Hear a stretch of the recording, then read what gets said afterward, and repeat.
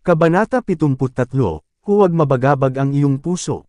Ang kabanatang ito ay batay sa Juan Kapitulo 13 versikulo 31 hanggang 38, Juan Kapitulo 14, Juan Kapitulo 15, Juan Kapitulo 16, Juan Kapitulo 17. Sa pagtingin sa kanyang mga disipulo ng may banal na pag-ibig at may pinakamagiliw na pakikiramay, sinabi ni Kristo, ngayon ang anak ng tao ay niluluwalhati, at ang Diyos ay niluluwalhati sa kanya. Si Judas ay umalis sa silid sa itaas, at si Kristo ay nag-iisa sa 11. Magsasalita na sana siya tungkol sa kanyang nalalapit na paghihiwalay sa kanila, ngunit bago gawin ito ay itinuro niya ang dakilang layunin ng kanyang misyon. Ito ang kanyang iniingatan kailanman sa kanyang harapan. Ito ay kanyang kagalakan na ang lahat ng kanyang kahihiyan at pagdurusa ay luluwalhatiin ang pangalan ng Ama. Dito muna niya itinuturo ang mga iniisip ng kanyang mga disipulo. Pagkatapos ay tinawag sila sa pamamagitan ng kagiliw-giliw na termino, munting mga bata, sabi niya, kaunting panahon na lamang ay kasama ninyo ako. Hahanapin ninyo ako, at gaya ng sinabi ko sa mga Hudyo, kung saan ako pupunta, hindi kayo makaparoroon, kaya ngayon sinasabi ko sa iyo. Hindi magalak ang mga alagad nang marinig nila ito. Bumagsak sa kanila ang takot. Idiniin nila ang tungkol sa tagapagligtas. Ang kanilang guro at Panginoon, ang kanilang minamahal na guro at kaibigan, siya ay mas mahal sa kanila kaysa sa buhay. Sa kanya sila ay humingi ng tulong sa lahat ng kanilang mga paghihirap, para sa kaganhawahan sa kanilang mga kalungkutan at pagkabigo. Ngayon ay iiwan niya sila, isang malungkot, umaasa na kumpanya.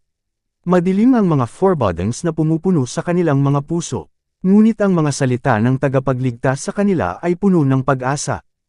Alam niya na sila ay sasalakayin ng kaaway, at ang katusuhan ni Satanas ay pinakamatagumpay laban sa mga nalulumbay ng mga kahirapan. Sa makatuwid, itinuro niya sila mula sa mga bagay na nakikita, patungo sa mga bagay na hindi nakikita.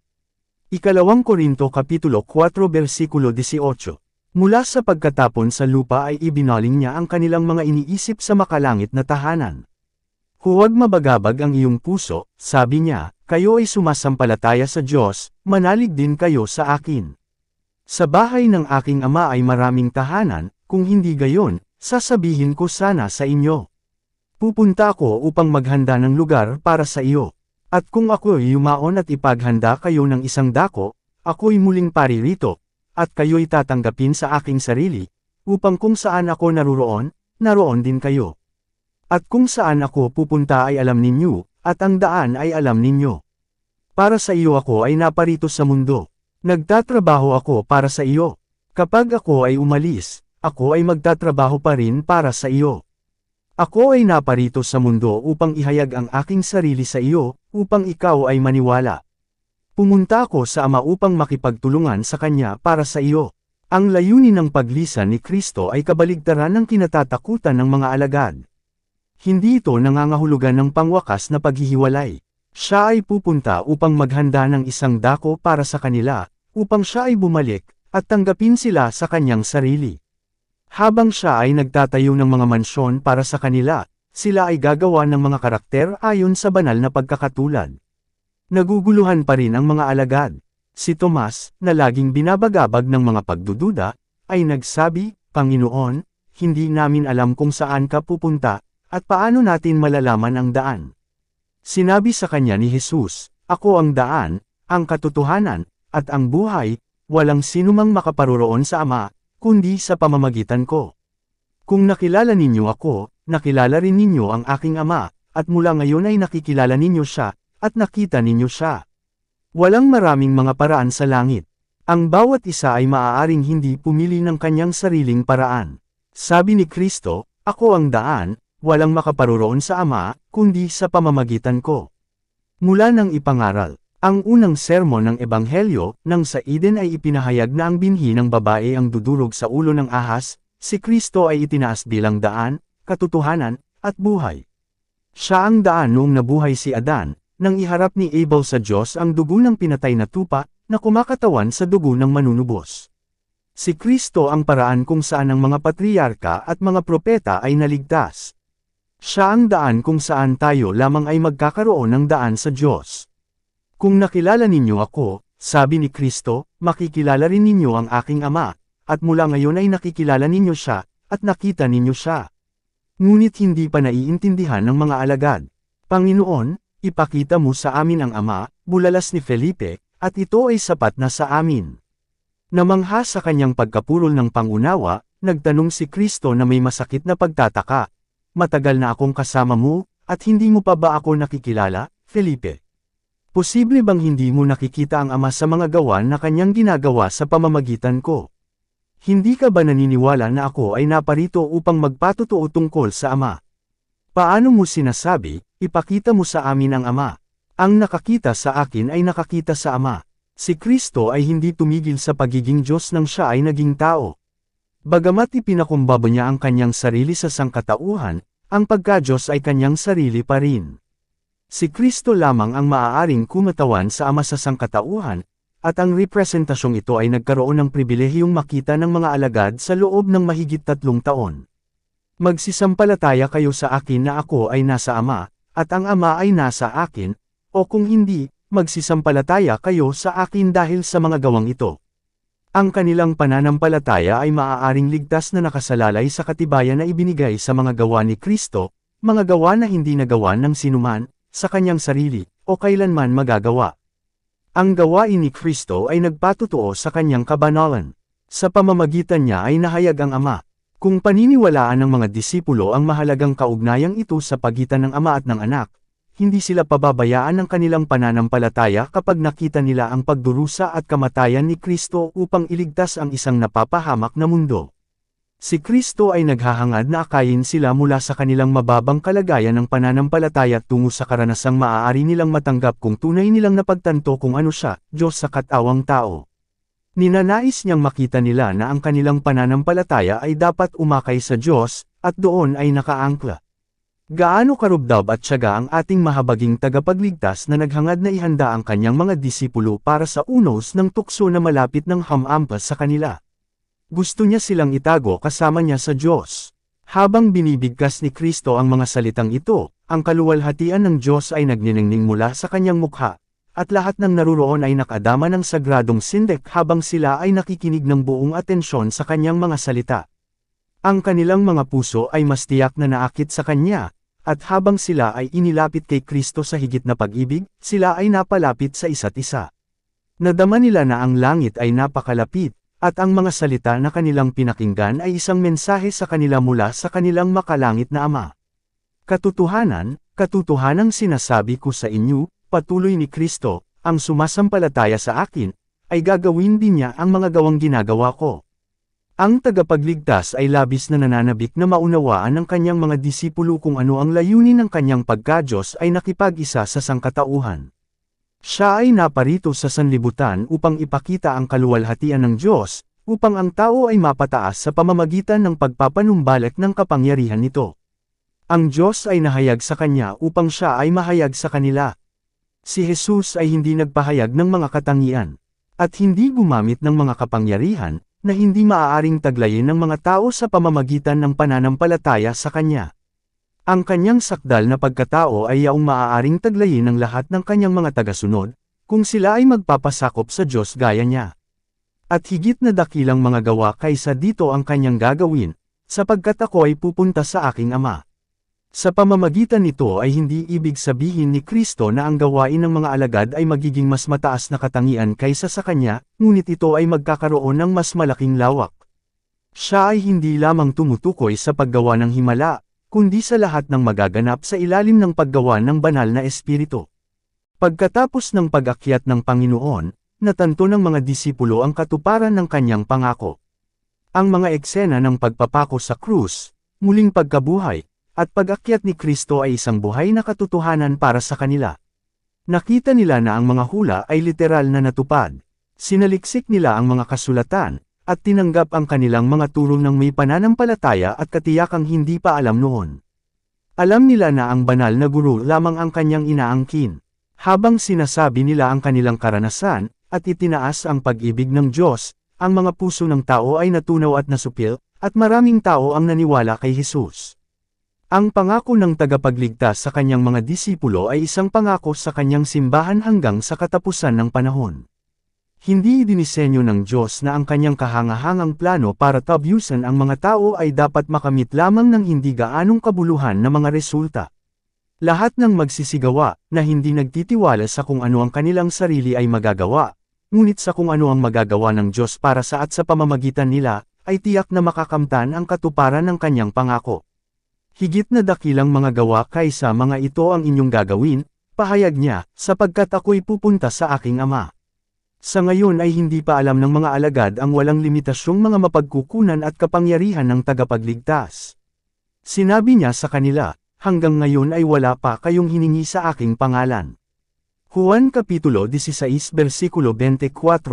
Ipinaliwanag niya na ang sekreto ng kanilang tagumpay ay sa paghingi ng lakas at biyaya sa kanyang pangalan. Siya ay naruroon sa harapan ng Ama upang humiling para sa kanila. Ang panalangin ng mapagpakumbabang nagsusumamo na kanyang inihaharap bilang kanyang sariling pagnanasa alang-alang sa kaluluwang iyon. Ang bawat taos pusong panalangin ay dininag sa langit.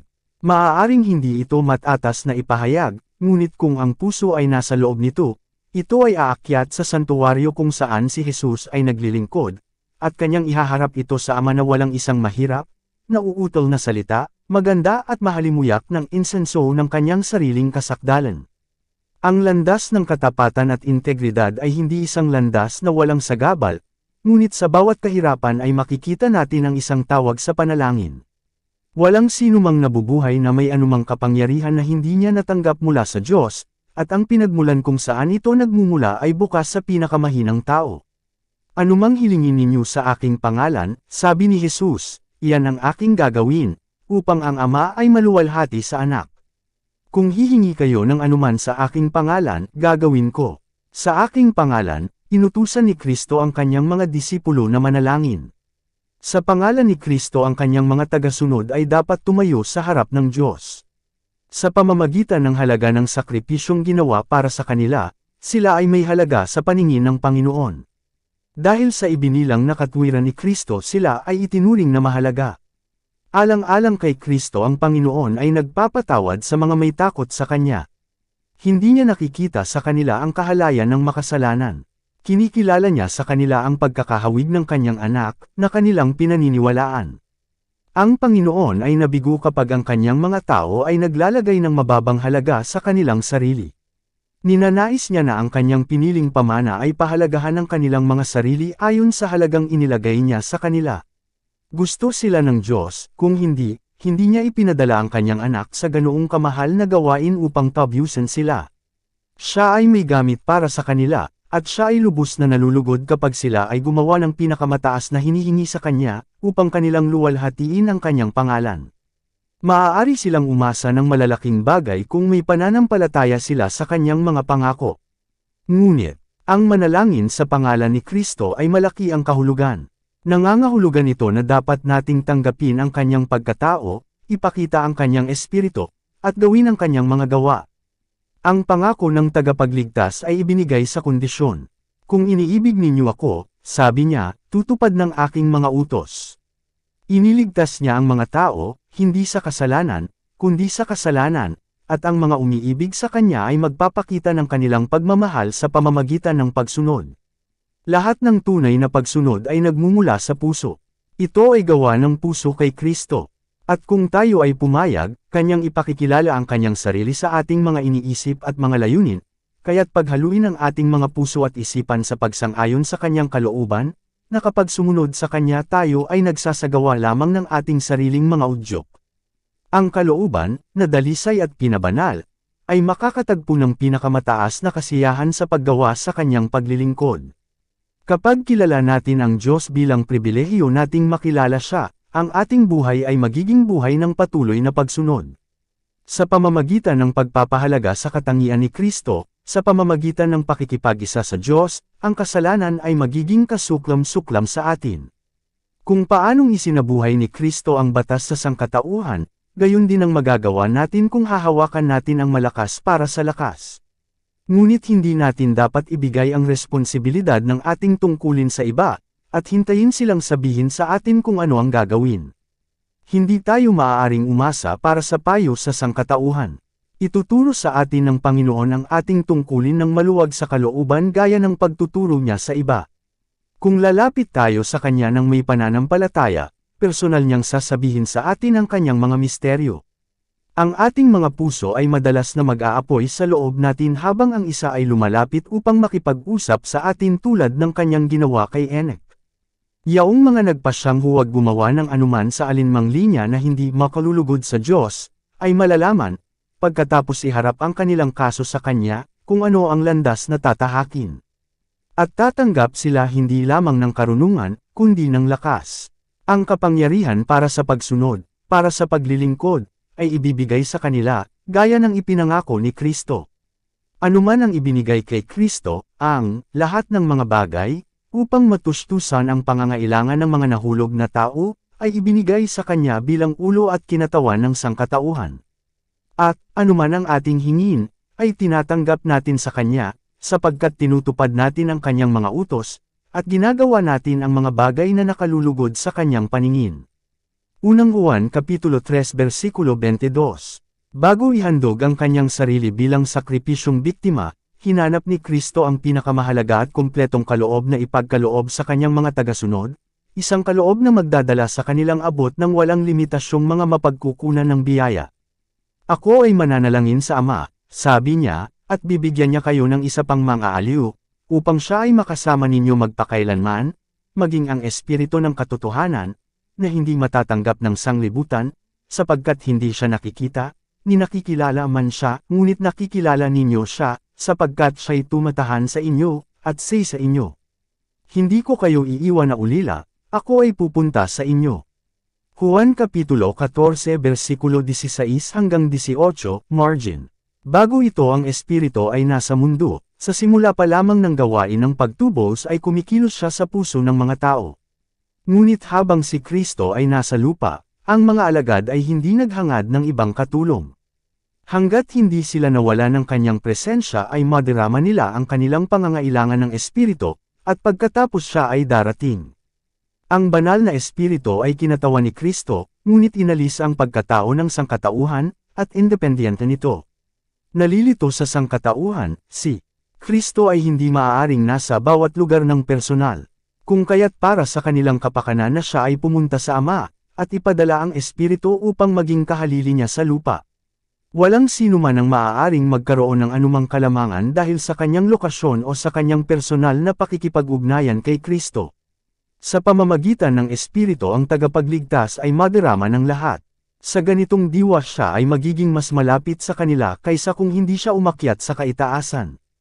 Ang umiibig sa akin ay iibigin ng aking Ama, at iibigin ko siya, at ihahayag ko ang aking sarili sa kanya. Binasa ni Jesus ang hinaharap ng kanyang mga disipulo. Nakita niya ang isa na dinala sa plancha, ang isa sa krus, ang isa ay ipinatapon sa malungkot na mga bato ng dagat, ang iba sa pag-uusig at kamatayan. Pinasigla niya sila sa pangako na sa bawat pagsubok ay makakasama niya sila. Ang pangakong iyon ay hindi nawalan ng lakas. Alam ng Panginoon ang lahat tungkol sa kanyang tapat na mga lingkod na alang-alang sa kanya ay nakahiga sa bilangguan o kung sino ay ipinatapon sa malungkot na mga isla. Inaaliw niya sila sa kanyang sariling presensya. Kapag alang-alang sa katotohanan ng mananampalataya ay nakatayo sa bar ng hindi matuwid na mga tribunal, si Kristo ay nakatayo sa tabi niya. Lahat ng mga panlalait na nahuhulog sa kanya, nahuhulog kay Kristo. Si Kristo ay muling hinatulan sa katauhan ng kanyang disipulo. Kapag ang isang tao ay nakakulong sa mga pader ng bilangguan, si Kristo ay nananabik sa puso ng kanyang pag-ibig. Kapag ang isang tao ay dumanas ng kamatayan alang-alang sa kanya, sinabi ni Kristo, "Ako ang nabubuhay, at namatay, at, narito, ako ay nabubuhay magpakailanman, at taglay ko ang mga susi ng impyerno at ng kamatayan." Apokalipsis Kapitulo 1 Versikulo 18. Ang buhay na inialay para sa akin ay iniingatan sa walang hanggang kaluwalhatian.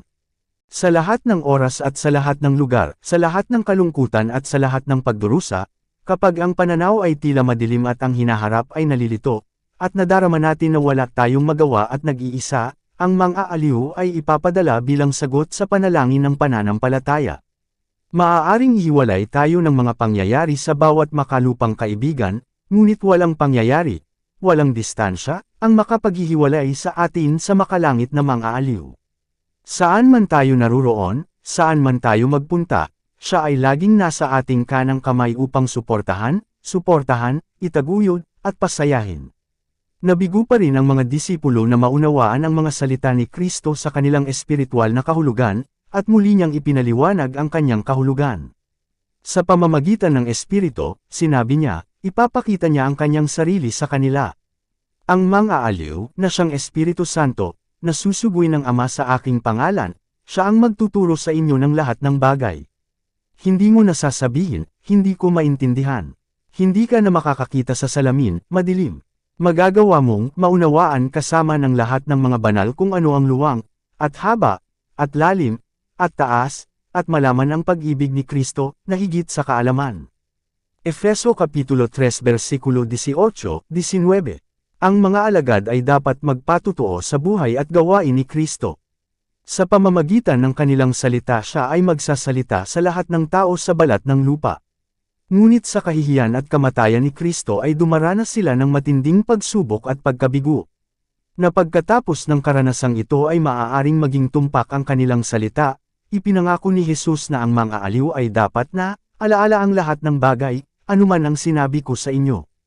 Mayroon pa akong maraming bagay na sasabihin sa inyo, pagpapatuloy niya, ngunit hindi ninyo ito matitiis ngayon. Datapwat kapag siya, ang Espiritu ng katotohanan, ay dumating, ay papatnubayan niya kayo sa buong katotohanan, sapagkat hindi siya magsasalita ng mula sa kanyang sarili, datapwat anumang kanyang marinig, iyon ang kanyang sasalitain, at ipapakita niya sa inyo ang mga bagay na darating. Luwalhatiin niya ako, sapagkat tatanggapin niya ang sa akin, at ipahahayag sa inyo. Binuksan ni Jesus sa harap ng kanyang mga alagad ang isang malawak na bahagi ng katotohanan. Ngunit pinakamahirap para sa kanila na panatilihing naiiba ang kanyang mga aral sa mga tradisyon at kasabihan ng mga eskriba at pariso.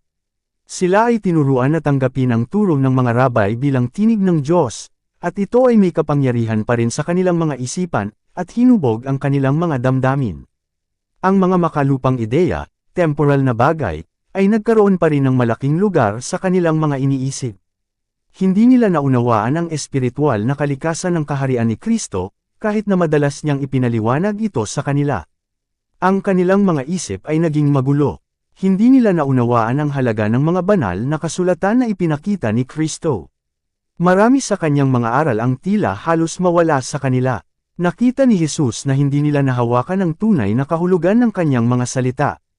Mahabagin niyang ipinangako na dapat alalahanin ng banal na espiritu ang mga kasabihang ito sa kanilang isipan. At nag-iwan siya ng maraming bagay na hindi nasabi na hindi kayang unawain ng mga disipulo. Ang mga ito ay bubuksan din sa kanila ng espiritu. Buhayin ng espiritu ang kanilang pangunawa, upang magkaroon sila ng pagpapahalaga sa makalangit na mga bagay. Kapag siya, ang espiritu ng katotohanan, ay dumating, sabi ni Jesus, patnubayan niya kayo sa buong katotohanan. Ang mga aliw ay tinatawag na, espiritu ng katotohanan. Ang kanyang gawain ay tukuyin at panatilihin ang katotohanan. Siya ay unang nananahan sa puso bilang espiritu ng katotohanan, at sa gayon siya ay naging mga aliw. May kal-iwan at kapayapaan sa katotohanan, ngunit walang tunay na kapayapaan o kaginhawaan ang matatagpuan sa kasinungalingan. Ito ay sa pamamagitan ng mga huwad na teorya at tradisyon na nakuha ni Satanas ang kanyang kapangyarihan sa pag-iisip. Sa pamamagitan ng pagdidirekta sa mga tao sa mga maling pamantayan, mali ang hugis niya sa karakter. Sa pamamagitan ng mga banal na kasulatan ang banal na espiritu ay nagsasalita sa isip, at ikanintal ang katotohanan sa puso. Sa gayon, inilalantad niya ang kamalian, at pinalayas ito sa kaluluwa. Ito ay sa pamamagitan ng espiritu ng katotohanan, na gumagawa sa pamamagitan ng salita ng Diyos, na ipinasuko ni Kristo ang kanyang piniling mga tao sa kanyang sarili. Sa paglalarawan sa kanyang mga disipulo sa tungkulin ng banal na espiritu, hinangad ni Jesus na bigyan sila ng kagalakan at pag-asa na nagbigay inspirasyon sa kanyang sariling puso. Siya ay nagalak dahil sa saganang tulong na ibinigay niya para sa kanyang simbahan. Ang Espiritu Santo ang pinakamataas sa lahat ng mga kaloob na maaari niyang hilingin sa kanyang Ama para sa kadakilaan ng kanyang mga tao.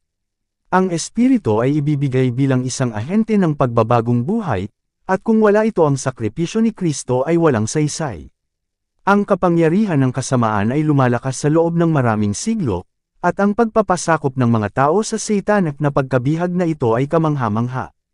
Ang kasalanan ay maaaring labanan at mapagtagumpayan lamang sa pamamagitan ng makapangyarihang ahensya ng ikatlong persona ng Panguluhang Diyos, na darating ng walang pagbabagong lakas, ngunit sa kapuspyusan ng banal na kapangyarihan. Ang Espiritu ang gumagawa ng mabisa kung ano ang ginawa ng manunubos ng mundo. Sa pamamagitan ng Espiritu ang puso ay nagiging dalisay. Sa pamamagitan ng Espiritu ang mananampalataya ay nagiging kabahagi ng banal na kalikasan. Ibinigay ni Kristo ang kanyang Espiritu bilang isang banal na kapangyarihan upang madaig ang lahat ng namamana at nilinang na mga hilig sa kasamaan, at upang ikanintal ang kanyang sariling katangian sa kanyang simbahan. Tungkol sa Espiritu ay sinabi ni Jesus, luwalhatiin niya ako. Dumating ang tagapagligtas upang luwalhatiin ang Ama sa pamamagitan ng pagpapakita ng kanyang pagmamahal, kaya ang Espiritu ay upang luwalhatiin si Kristo sa pamamagitan ng paghahayag ng kanyang biyaya sa mundo. Ang mismong larawan ng Diyos ay dapat na muling gawin sa sangkatauhan. Ang karangalan ng Diyos, ang karangalan ni Kristo, ay kasangkot sa pagiging perpekto ng katangian ng kanyang bayan. Pagdating niya, ang Espiritu ng katotohanan, kanyang susumbatan ang sanglibutan ng kasalanan, at ng katwiran, at ng paghatol. Ang pangangaral ng salita ay walang saysay kung walang patuloy na presensya at tulong ng banal na Espiritu. Ito ang tanging epektibong guro ng banal na katotohanan. Tanging kapag ang katotohanan ay sinamahan ng Espiritu sa puso, ito ay magpapasigla sa budi o magbabago ng buhay. Maaaring maipakita ng isang tao ang titik ng salita ng Diyos, maaaring pamilyar siya sa lahat ng utos at pangako nito, ngunit malibang ibigay ng banal na Espiritu ang katotohanan, walang kaluluwang mahuhulog sa bato at madudurog. Walang halaga ng edukasyon, walang mga pakinabang, gaano man kalaki, ang maaaring maging daan ng liwanag ng walang pagtutulungan ng Espiritu ng Diyos. Ang paghahasik ng binhi ng Ebanghelyo ay hindi magiging matagumpay maliban kung ang binhi ay bubuhayin sa pamamagitan ng hamog ng langit. Bago na isulat ang isang aklat ng bagong tipan, bago ang isang sermon ng Ebanghelyo ay ipinang-aral pagkatapos ng pag-akyat ni Kristo, ang banal na Espiritu ay dumating sa mga nagdarasal na apostol. Pagkatapos ang patuto ng kanilang mga kaaway ay, pinpuso ninyo ang Jerusalem ng inyong doktrina.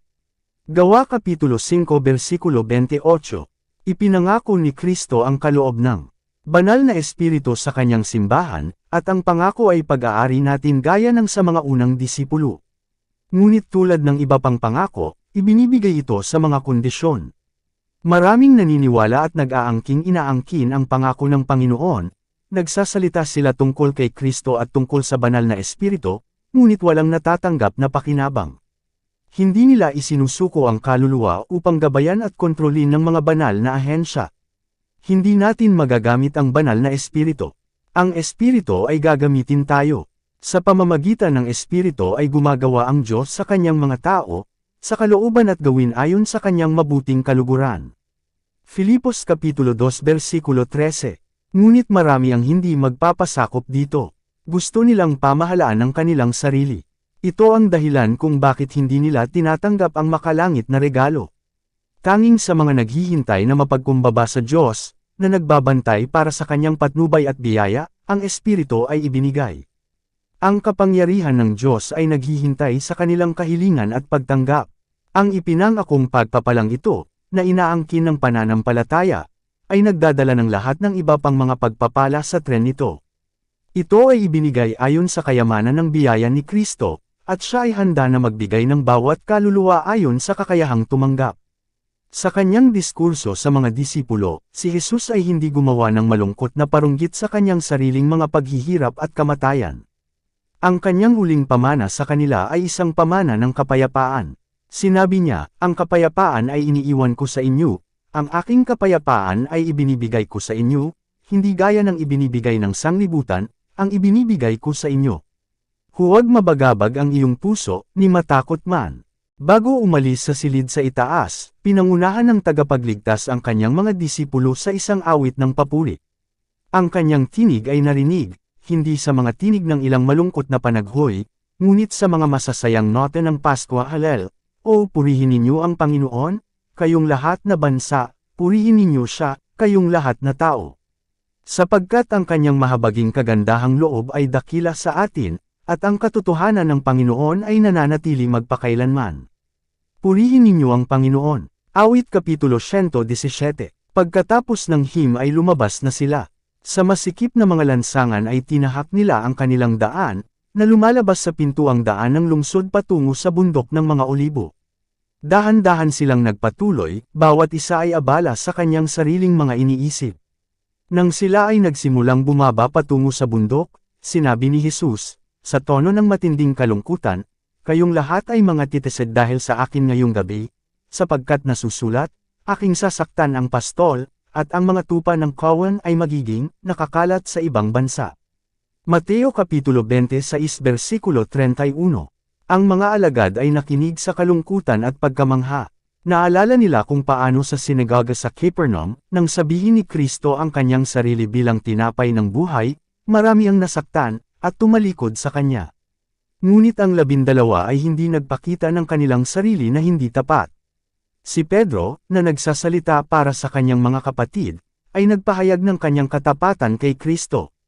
Pagkatapos ay sinabi ng tagapagligtas, hindi ba pinili ko kayong 12, at ang isa sa inyo ay dyablo? Juan Kapitulo 6 versikulo 70. Sa silid sa itaas ay sinabi ni Jesus na isa sa 12 ang magkakanulo sa kanya, at ikakaila siya ni Pedro. Ngunit ngayon ang kanyang mga salita ay kasama na silang lahat. Ngayon ay narinig ang tinig ni Pedro na marubdob na tumututol, bagaman ang lahat ay matitised, gayon may hindi ako. Sa silid sa itaas ay ipinahayag niya, ibibigay ko ang aking buhay alang-alang sa iyo. Binalaan siya ni Jesus na itatanggi niya sa gabing iyon ang kanyang tagapagligtas. Ngayon ay inulit ni Kristo ang babala, katotohanang sinasabi ko sa iyo, na sa araw na ito, maging sa gabing ito, bago tumilaok ang manok ng 2 beses, ikakaila mo akong makaitlo. Ngunit si Pedro lamang ay, nagsalita ng mas mahigpit, kung ako ay mamamatay na kasama mo, hindi kita ipagkakaila sa anumang paraan. Gayon din ang sinabi nilang lahat. Marcos Kapitulo 14 versikulo 29, 30, 31. Sa kanilang pagtitiwala sa sarili itinanggi nila ang paulit-ulit na pahayag niya na nakakaalam. Hindi sila handa para sa pagsusulit, kapag dumating sa kanila ang tukso, mauunawaan nila ang kanilang sariling kahinaan. Nang sabihin ni Pedro na susundin niya ang kanyang Panginoon sa bilangguan at sa kamatayan, sinadya niya iyon, bawat salita nito, ngunit hindi niya kilala ang kanyang sarili. Nakatago sa kanyang puso ang mga elemento ng kasamaan na ang mga pangyayari ay magpapaypay sa buhay. Maliban kung siya ay ginawang mulat sa kanyang panganib, ang mga ito ay magpapatunay sa kanyang walang hanggang kapahamakan. Nakita ng tagapagligtas sa kanya ang isang pag-ibig sa sarili at katiyakan na higit pa sa kanyang pagmamahal kay Kristo. Karamihan sa kahinaan, ng kasalanang hindi pa namamatay, kawalang ingat ng espiritu, hindi banal na ugali, kawalang ingat sa pagpasok sa tukso, ay nahayag sa kanyang karanasan. Ang time na babala ni Kristo ay isang tawag sa paghahanap ng puso. Kailangang hindi magtiwala si Pedro sa kanyang sarili, at magkaroon ng mas malalim na pananampalataya kay Kristo. Kung natanggap niya ng may pagpapakumbaba ang babala, nakiusap sana siya sa pastol ng kawan na ingatan ang kanyang mga tupa. Nang malapit na siyang lumubog sa dagat ng Galilea, sumigaw siya, Panginoon, iligtas mo ako. Mateo Kapitulo 14 versikulo 30. Pagkatapos ay iniunat ang kamay ni Kristo upang hawakan ang kanyang kamay. Kaya ngayon kung siya ay sumigaw kay Jesus, iligtas mo ako mula sa aking sarili, siya ay iningatan. Ngunit nadama ni Pedro na hindi siya nagtitiwala, at naisip niyang malupit ito. Na-offend na siya, at mas naging persegido siya sa kanyang tiwala sa sarili. Si Jesus ay tumingin ng may habag sa kanyang mga disipulo. Hindi niya sila iligtas sa pagsubok, ngunit hindi niya sila pinababayaan na walang ginhawa. Tinitiyak niya sa kanila na kanyang babaliin ang mga gapos ng libingan, at ang kanyang pag-ibig sa kanila ay hindi magkukulang. Pagkatapos kong muling mabuhay, sabi niya, mauuna ako sa inyo sa Galilea. Mateo Kapitulo 26 versikulo 32. Bago ang pagtanggi, mayroon silang katiyakan ng kapatawaran. Pagkatapos ng kanyang kamatayan at pagkabuhay na maguli, alam nila na sila ay pinatawad, at mahal sa puso ni Kristo. Si Jesus at ang mga disipulo ay nasa daan patungo sa Getsemani, sa paanan ng bundok Olivet, isang retiradong lugar na madalas niyang bisitahin para sa pagmumuni-muni at panalangin. Ipinaliwanag ng tagapagligtas sa kanyang mga disipulo ang kanyang misyon sa mundo, at ang espiritual na kaugnayan sa kanya na dapat nilang sang-ayunan. Ngayon ay inilalarawan niya ang aralin. Ang buwan ay kumikinang na maliwanag, at inihahayag sa kanya ang isang namumulaklak na puno ng ubas. Inaakit ang atensyon ng mga alagad dito, ginamit niya ito bilang isang simbolo. Ako ang tunay na baging, sabi niya. Sa halip na piliin ang matikas na palma, ang matayog na sidro, o ang matibay na oak, kinuha ni Jesus ang baging kasama ang nakakapit na mga hilo nito upang kumatawan sa kanyang sarili. Nag-iisa ang puno ng palma, sidro, at oak. Hindi sila nangangailangan ng suporta. Ngunit ang baging ay nakakabit sa trellis, at sa gayon ay umakyat sa langit. Kaya si Kristo sa kanyang pagkatao ay umaasa sa banal na kapangyarihan. Wala akong magagawa sa sarili kong sarili, pahayag niya. Juan Kapitulo 5 versikulo 30. Ako ang totoong vine. Noon pa man ay itinuturing ng mga Hudyo ang baging bilang ang pinakamarangal sa mga halaman, at isang uri ng lahat na makapangyarihan, mahusay, at mabunga. Ang Israel ay inilarawan bilang isang baging na itinanim ng Diyos sa lupang pangako. Ibinatay ng mga Hudyo ang kanilang pag-asa ng kaligtasan sa katotohanan ng kanilang kaugnayan sa Israel. Ngunit sabi ni Jesus, ako ang tunay na puno. Huwag isipin na sa pamamagitan ng isang koneksyon sa Israel ay maaari kang maging kabahagi ng buhay ng Diyos, at mga tagapagmana ng kanyang pangako. Sa pamamagitan ko lamang ay matatanggap ang espiritual na buhay.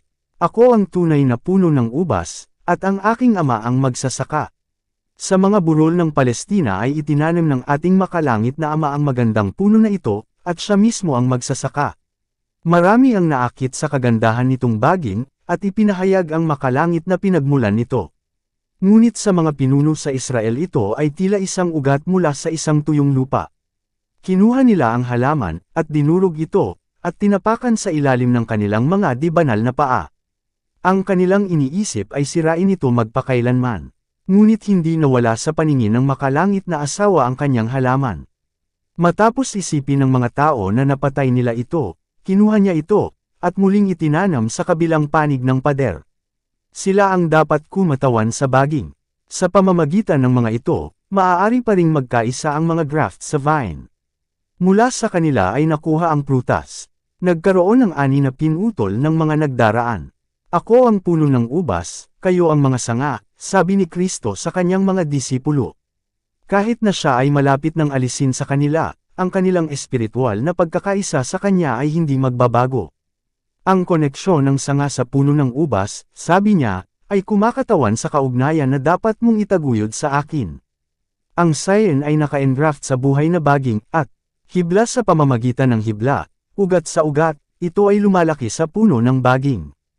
Ang buhay ng puno ng ubas ay nagiging buhay ng sanga. Kaya ang kaluluwang patay sa mga pagsuwi at kasalanan ay tumatanggap ng buhay sa pamamagitan ng kaugnayan kay Kristo.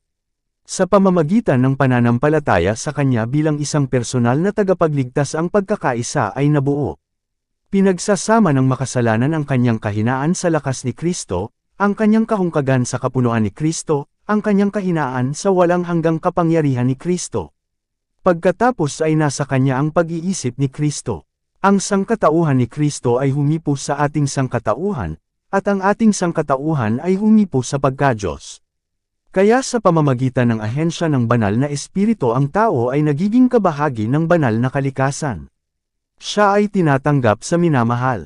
Ang pagkakaisa na ito kay Kristo, sa sandaling nabuo, ay dapat mapanatili. Sinabi ni Kristo, manatili kayo sa akin, at ako sa inyo. Kung paanong ang sanga ay hindi makapagbubunga sa sarili, maliban kung ito ay manatili sa puno ng ubas, hindi na ninyo magagawa, maliban kung kayo ay manatili sa akin. Ito ay hindi casual na ugnayan, walang off and on na koneksyon. Ang sanga ay nagiging bahagi ng buhay na baging. Ang komunikasyon ng buhay, lakas, at pagiging mabunga mula sa ugat hanggang sa mga sanga ay walang harang at pare-pareho. Hiwalay sa baging, hindi mabubuhay ang sanga. Hindi na, sabi ni Jesus, maaari kang mabuhay ng hiwalay sa akin. Ang buhay na natanggap mo mula sa akin ay mapangalagaan lamang sa pamamagitan ng patuloy na pakikipag-isa. Kung wala ako, hindi mo madadaig ang isang kasalanan, o mapaglabanan ang isang tukso. Manatili kayo sa akin, at ako sa inyo.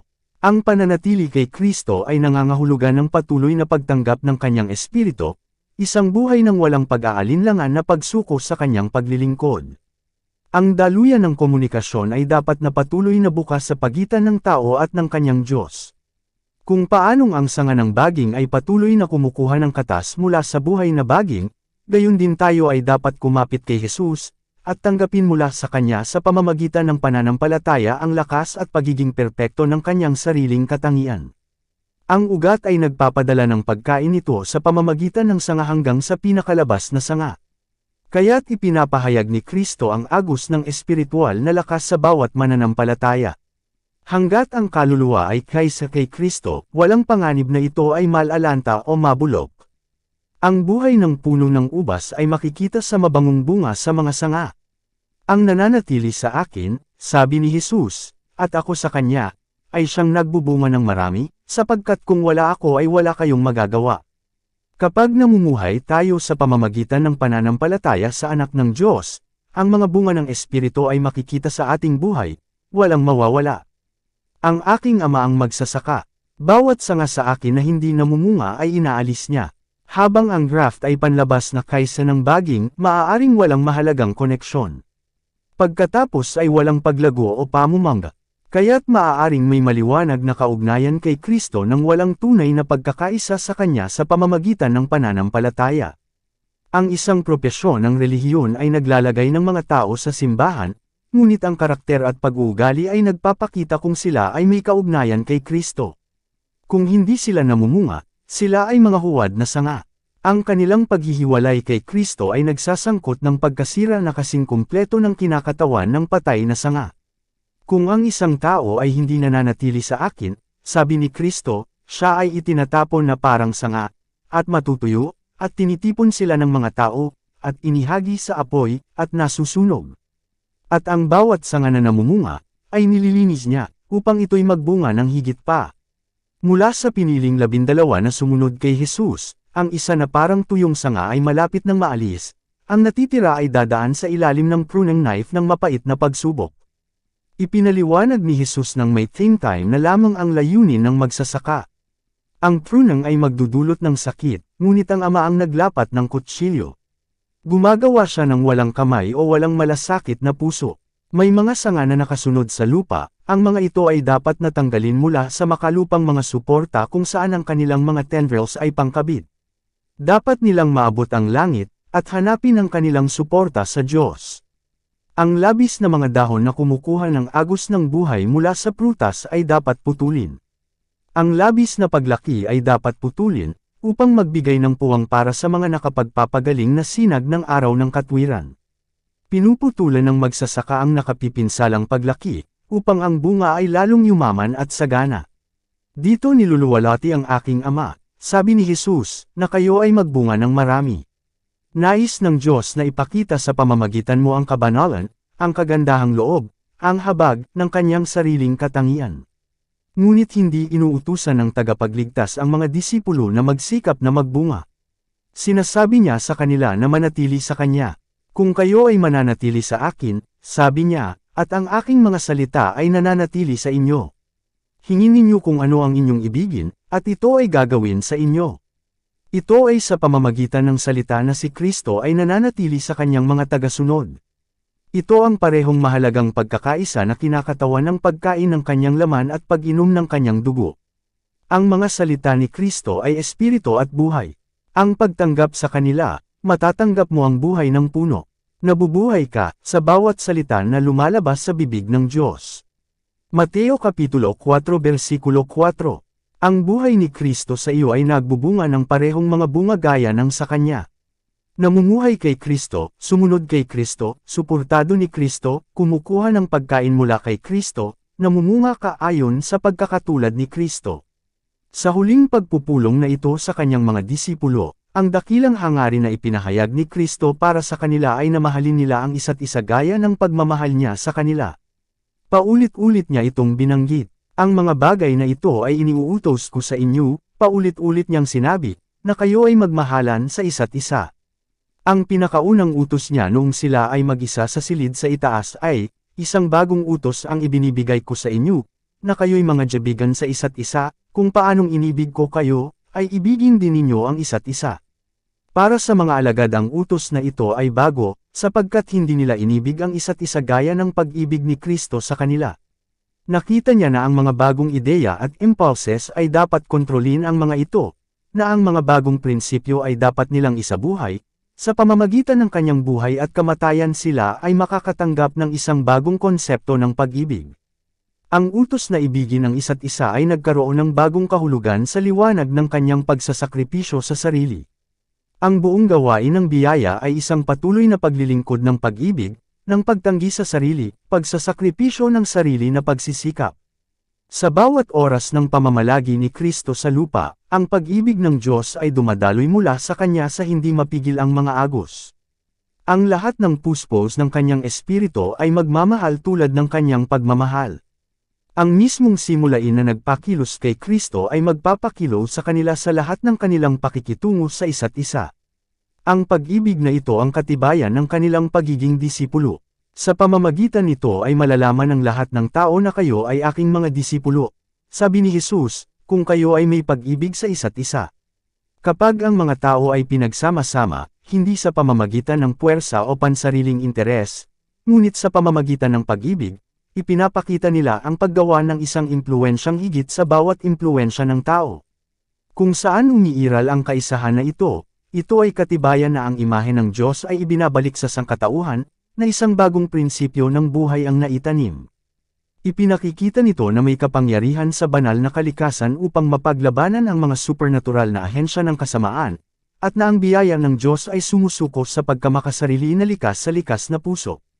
Ang pag-ibig na ito, na ipinakita sa simbahan, ay tiyak na magpapasigla sa galit ni Satanas. Hindi nagmarka si Kristo para sa kanyang mga disipulo ng madaling landas. Kung ang sanlibutan ay napupuot sa inyo, sabi niya, alam ninyo na ako ay kinaputan bago kayo. Kung kayo'y taga-sanglibutan, iibigin ng sanglibutan ang kanyang sarili, datapwat sapagkat kayo'y hindi taga-sanglibutan, kundi pinili ko kayo sa sanglibutan, kaya't napupuot sa inyo ang sanglibutan. Alalahanin ninyo ang salitang sinabi ko sa inyo, ang alipin ay hindi dakila sa kanyang Panginoon. Kung inusig nila ako, uusigin din nila kayo. Kung tinupad nila ang aking salita, tutuparin din nila ang iyo. Ngunit ang lahat ng mga bagay na ito ay gagawin nila sa inyo dahil sa aking pangalan, sapagkat hindi nila nakikilala ang nagsugo sa akin. Ang ebanghelyo ay dapat isulong sa pamamagitan ng agresibong pakikidigma, sa gitna ng oposisyon, panganib, pagkawala, at pagdurusa. Ngunit ang mga gumagawa ng gawaing ito ay sumusunod lamang sa mga hakbang ng kanilang guro. Bilang manunubos ng mundo, si Kristo ay palaging nahaharap sa maliwanag na kabiguan. Siya, ang mensahero ng awa sa ating mundo, ay tila maliit ang ginawa sa gawaing nais niyang gawin sa pagpapasigla at pagliligtas. Ang mga impluwensya ni Satanas ay patuloy na gumagawa upang salungatin ang kanyang paraan. Ngunit hindi siya panghinaan ng loob. Sa pamamagitan ng hula ni Isaias ay ipinahayag niya, ako'y gumawa ng walang kabuluhan, aking ginugol ang aking lakas sa wala, at sa walang kabuluhan, gayon may tunay na ang aking kahatulan ay nasa Panginoon, at ang aking gawa ay nasa aking Diyos. Bagaman ang Israel ay hindi tipunin, ako ay magiging maluwalhati sa mga mata ng Panginoon, at ang aking Diyos ay magiging aking lakas. Kay Kristo ang pangakong ibinigay, ganito ang sabi ng Panginoon, ang manunubos ng Israel, at ang kanyang banal, sa kanya na hinahamak ng tao, sa kanya na kinasusuklaman ng bansa, ganito ang sabi ng Panginoon, aking iingatan ka, at ibibigay kita na pinakatipan ng mga tao, upang itatag ang lupa, upang manahin ang tiwangwang mga mana, upang iyong masabi sa mga bilanggo, magsilabas kayo, sa kanila na nasa kadiliman, magpakita kayo.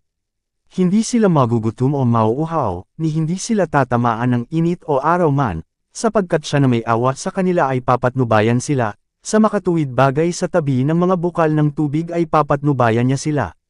Isaias Kapitulo 49 versikulo 4, 5, 7 hanggang 10. Sa salitang ito ay nagpahinga si Jesus, at hindi niya binigyan ng kalamangan si Satanas. Nang ang mga huling hakbang ng kahihiyan ni Kristo ay dapat gawin, nang ang pinakamalalim na kalungkutan ay malapit na sa kanyang kaluluwa, sinabi niya sa kanyang mga disipulo, ang prinsipe ng mundong ito ay dumarating, at wala sa akin. Ang prinsipe ng mundong ito ay hinatulan. Ngayon ay itataboy siya. Juan Kapitulo 14 versikulo 30, 16:11, 31 minuto pasado alas 12. Sa mata ng makahulang tinunto ni Kristo ang mga eksenang magaganap sa kanyang huling malaking labanan. Alam niya na kapag siya ay dapat sumigaw, naganap na, ang buong langit ay magtatagumpay. Nahuli ng kanyang tainga ang malayong musika at ang mga sigaw ng tagumpay sa mga korte ng langit. Alam niya na ang katok ng imperyo ni Satanas ay tutunog, at ang pangalan ni Kristo ay ipahahayag mula sa daigdig hanggang sa daigdig sa buong sansinukob. Si Kristo ay nagalak na siya ay makakagawa ng higit pa para sa kanyang mga tagasunod kaysa sa kanilang hinihiling o iniisip. Nagsalita siya ng may katiyakan, batid na isang makapangyarihang utos ang ibinigay bago pa nilikha ang mundo. Alam niya na ang katotohanan, na armado ng kapangyarihan ng banal na espiritu, ay mananaig sa pakikipaglaban sa kasamaan, at ang watawat na may bahid ng dugo ay magwawagayway ng matagumpay sa kanyang mga tagasunod. Alam niya na ang buhay ng kanyang nagtitiwala na mga disipulo ay magiging katulad niya, isang serye ng walang patid na mga tagumpay, hindi nakikitang ganito dito, ngunit kinikilalang ganoon sa dakilang kabilang buhay. Ang mga bagay na ito ay sinalita ko sa inyo, sabi niya, upang sa akin ay magkaroon kayo ng kapayapaan. Sa sanglibutan ay magkakaroon kayo ng kapigatian, datapo at laksan ninyo ang inyong loob, nagtagumpay ako sa mundo. Si Kristo ay hindi nabigo, ni siya ay nasaran ng loob, at ang kanyang mga tagasunod ay dapat magpakita ng pananampalataya na may katulad na matibay na kalikasan. Dapat silang mamuhay tulad ng kanyang nabuhay, at gumawa tulad ng kanyang ginawa, dahil umaasa sila sa kanya bilang dakilang dalubhasang manggagawa. Tapang, lakas, at tiyaga na dapat nilang taglayin. Bagamat ang mga maliwanag na imposibilidad ay humahadlang sa kanilang daan, sa pamamagitan ng kanyang biyaya sila ay magpapatuloy. Sa halip na malungkot ang mga paghihirap, sila ay tinatawagan upang malampasan ang mga ito. Dapat silang mawala ng pag-asa sa wala, at umasa sa lahat. Sa pamamagitan ng gintong tanikala ng kanyang walang kapantay na pag-ibig ay iginapos sila ni Kristo sa trono ng Diyos. Layunin niya na ang pinakamataas na impluwensya sa sansinukob, na nagmumula sa pinagmumula ng lahat ng kapangyarihan, ay mapapasa kanila. Dapat silang magkaroon ng kapangyarihang labanan ng kasamaan, kapangyarihan na hindi kayang daigin ng lupa, ni kamatayan, o ng impyerno, kapangyarihan na magbibigay daan sa kanila na madaig tulad ng pagdaig ni Kristo. Idinisenyo ni Kristo na ang kaayusan ng langit, ang plano ng pamahalaan ng langit, ang banal na pagkakaisa ng langit, ay kakatawanin sa kanyang simbahan sa lupa. Kaya sa kanyang bayan siya ay niluluwalhati. Sa pamamagitan nila ang araw ng katwiran ay magliliwanag sa daigdig na walang kinang. Si Kristo ay nagbigay sa kanyang simbahan ng sapat na mga pasilidad, upang siya ay makatanggap ng malaking kita ng kaluwalhatian mula sa kanyang tinubos, binili na pag-aari. Pinagkalooban niya ang kanyang mga tao ng mga kakayahan at pagpapala upang sila ay kumatawan sa kanyang sariling kasapatan. Ang iglesia, na pinagkalooban ng katwiran ni Kristo, ay ang kanyang imbakan, kung saan ang kayamanan ng kanyang awa, kanyang biyaya, at kanyang pag-ibig, ay lilito sa ganap at huling pagpapakita. Tinitingnan ni Kristo ang kanyang mga tao sa kanilang kadalisayan at pagiging perpekto, bilang gantimpala ng kanyang kahihiyan, at pandagdag ng kanyang kaluwalhatian, si Kristo, ang dakilang sentro, na mula sa kanya ay nagliliwanag ang lahat ng kaluwalhatian. Sa pamamagitan ng malalakas at umaasang mga salita, tinapos ng tagapagligtas ang kanyang pagtuturo. Pagkatapos ay ibinuhos niya ang pasanin ng kanyang kaluluwa sa panalangin para sa kanyang mga disipulo. Sa pag-angat ng kanyang mga mata sa langit, sinabi niya, Ama, dumating na ang oras, luwalhatiin mo ang iyong anak, upang luwalhatiin ka rin ang iyong anak, gaya ng ibinigay mo sa kanya ng kapangyarihan sa lahat ng laman, upang bigyan niya ng buhay na walang hanggan ang lahat ng ibinigay mo sa kanya. At ito ang buhay na walang hanggan, na ikaw ay makilala nila na iisang tunay na Diyos, at si Jesu Kristo na iyong sinugo. Natapos na ni Kristo ang gawaing ibinigay sa kanya na gawin. Niluwalhati niya ang Diyos sa lupa. Ipinahayag niya ang pangalan ng Ama. Tinipon niya ang mga magpapatuloy ng kanyang gawain sa mga tao. At sinabi niya, ako ay niluluwalhati sa kanila. At ngayoy wala na ako sa sanlibutan, ngunit ang mga ito ay nasa sanlibutan, at ako'y lumalapit sa iyo. Amang banal, ingatan mo sa pamamagitan ng iyong sariling pangalan ang mga ibinigay mo sa akin, upang sila'y maging isa, na gaya natin. Hindi lamang ang mga ito ang idinadalangin ko, kundi sila rin naman na magsisisampalataya sa akin sa pamamagitan ng kanilang salita, upang silang lahat ay maging isa. Ako ay nasa kanila, at ikaw ay nasa akin, upang sila ay maging ganap sa isa, at upang malaman ng sanlibutan na ikaw ay nagsugo sa akin, at inibig mo sila, gaya ng pag-ibig mo sa akin. Kaya sa wika ng isang may banal na awtoridad, ibinibigay ni Kristo ang kanyang hinirang na simbahan sa mga bisig ng Ama. Bilang isang itinalagang mataas na saserdote siya ay namamagitan para sa kanyang mga tao. Bilang isang tapat na pastol ay tinitipon niya ang kanyang kawan sa ilalim ng lilim ng makapangyarihan sa lahat, sa malakas at tiyak na kanlungan. Para sa kanya doon naghihintay ang huling pakikipaglaban kay Satanas, at siya ay humayo upang salubungin ito. Dito nagtatapos ang Kabanata 73. Para updated ka sa susunod na kabanata, ay huwag kalimutang mag-subscribe, mag-follow at mag-share sa ating channel Renilab TV. Maraming salamat po.